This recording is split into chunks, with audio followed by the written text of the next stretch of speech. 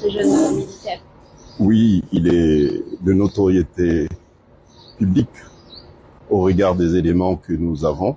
Il s'agit des témoignages, il s'agit des photos et puis de vidéos que nous avons, que c'est du cadavre du jeune Ahmed Abdou alias Fanou, comme quoi il n'est pas mort naturellement, contrairement à ce que a déclaré officiellement le procureur de la République de Moroni. Ce jeune a été tué, assassiné, puisqu'il était entre les mains des autorités militaires comoriennes qui l'ont récupéré à Salimania Itanda le 13 septembre à 13h45 et l'ont emmené à la présidence.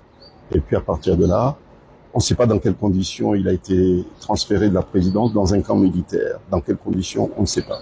Vous nous parlez de preuves de photos, on voit quoi dessus? On voit des traces de violence, de torture sur du cadavre. Il y a certains organes qui ont été coupés. Et ce sont des images atroces, un assassinat atroce. Et ces éléments que nous disposons, nous les remettrons aux autorités judiciaires des pays qui seront saisis en fonction de leurs compétences universelles, qui ont fait preuve et qui feront preuve des disponibilités à ne pas accepter qu'un dirigeant, quels que soient les faits qu'il aurait subis, fait assassiner ses concitoyens. Il s'agit d'un jeune psychiatriquement affaibli, qui était vulnérable psychiatriquement. Nous avons la preuve comme quoi psychiatriquement il était vulnérable parce que il aurait vu des choses et vécu des choses dans un camp militaire. Ils étaient 3, ils ont vécu des choses qui les ont perturbés psychiatriquement.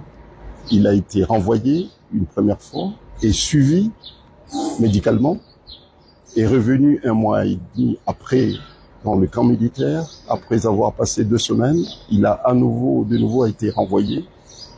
Et 1 semaine après, les faits d'agression sur la personne du colonel Azali, chef de l'État comorien, s'est produit.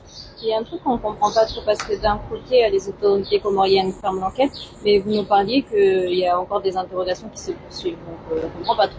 Oui, les autorités comoriennes ont décidé, bizarrement, en tout cas ça trouble beaucoup de gens, de clôturer l'enquête qui a été ouverte pour déterminer les circonstances de la mort d'Ahmed Abdou alias Fanou.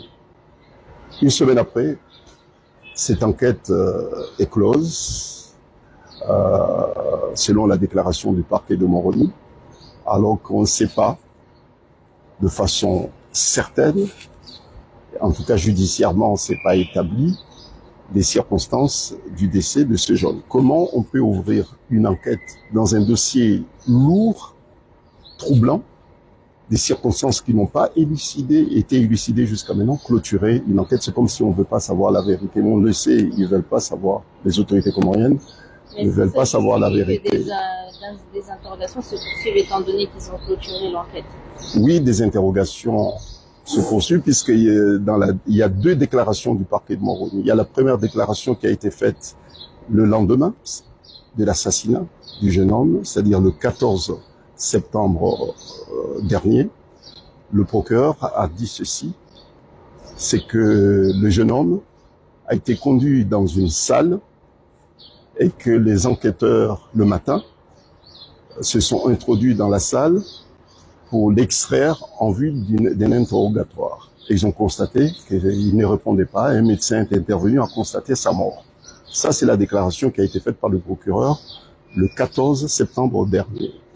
1 semaine après, le parquet communique pour dire que le corps inanimé du jeune, en tout cas son décès, a été constaté par un médecin militaire qui s'appelle Naoufal, à 2h du matin, comme quoi sa mort a été constatée à 2h du matin. Comment à 2h du matin on peut constater un corps inanimé et puis le matin, 2 enquêteurs se présentaient dans une salle pour extraire le présumé agresseur d'Azali, pour l'entendre alors qu'il est déjà mort.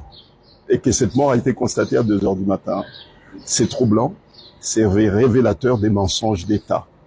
Pour révéler, pour dissimuler un crime d'État, puisqu'il s'agit d'un crime d'État. Donc, et vous nous parlez d'audition des membres de la famille. Oui, enfin, c'est même pas des auditions, c'est des pressions, harcèlement des membres de la famille. Il s'agit du jeune frère de la victime, du gendarme victime, de 10 ans. Ça fait plus de 4 jours que cet enfant de 10 ans est entre les mains de la gendarmerie comorienne.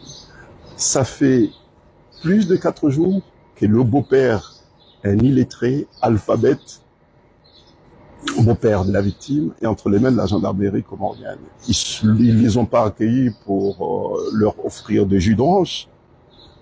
Ils ont gardé les membres de la famille pour empêcher à ce que les membres de la famille ne saisissent pas acquis de droit pour justement essayer de savoir dans quelles circonstances Fanou est mort. Et vous nous avez parlé d'une réunion et que même maintenant il y a des militaires comoriens qui sont enfermés ensuite.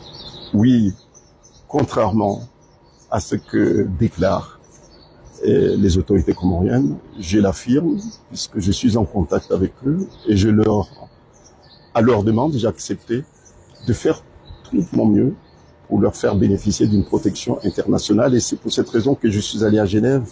J'ai remis au commissariat des réfugiés une demande de protection internationale au profit de 2 militaires comoriens qui ont assisté, qui sont témoins d'une réunion au cours de laquelle il a été décidé, le terme qui m'a été rapporté, d'exécuter.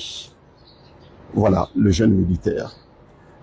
Et ces jeunes militaires ont subi des pressions en leur disant que ça sera votre tour, si pas extraordinaire, vous devez révéler ce que vous avez vu, ce que vous avez entendu.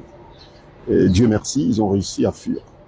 Bon, il y en a d'autres également qui ont fui le Comores, certains sont déjà au Rwanda, ils ont fui, Dieu merci pour eux, et puis il y en a d'autres qui sont ici à Mayotte également. Ils ne sont pas des militaires, mais ce sont des gens qui sont témoins de ce qui s'est passé, et puis qui ont vu aussi des choses.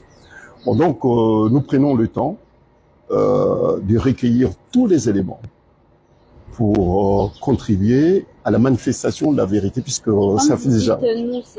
Vous êtes en contact avec d'autres avocats, Oui, il y a d'autres confrères que j'ai sollicités, qui m'ont donné leur accord d'accompagner ceux qui souhaiteraient que la vérité s'éclate. Bon, il y a bien sûr des gens proches de la famille, et puis des familles, puisqu'il n'y a pas qu'une seule famille. Lorsque vous êtes militaire, vous êtes pourchassé, vous êtes victime d'harcèlement, de persécutions, de menaces, de mort. Vous êtes victime quelque part. Bon, il s'agit de 39e victime. 39e victime assassinée par les militaires suite à l'appel au meurtre public fait par Azali Assoumani et puis de son équipe. Et c'en est trop pour un pays de 800 000 habitants. Ça fait trop. Et ces 39 assassinats n'ont jamais fait l'objet d'une enquête judiciaire.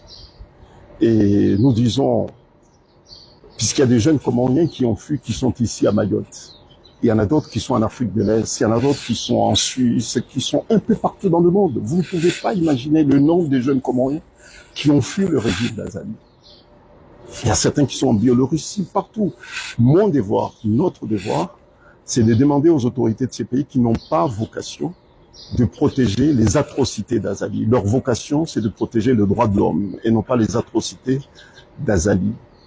Et il va ainsi de leur engagement, de leur obligation internationale de protéger ceux qui ont fui les Comores, pour ceux qui ont quitté les Comores pour fuir les atrocités de ces régimes qui assassinent, puisqu'il faut le dire, lorsqu'il s'agit d'assassinats, il ne faut pas passer par 4 chemins, surtout les assassinats commis en toute impunité par les militaires comoriens. Ça, il faut le dire en le disant, c'est pas par plaisir, mais c'est une obligation qui incombe à tous ceux qui croient à la force des principes démocratiques, qui croient à la force du droit, de dénoncer ce qui se passe au Comores. Bonsoir.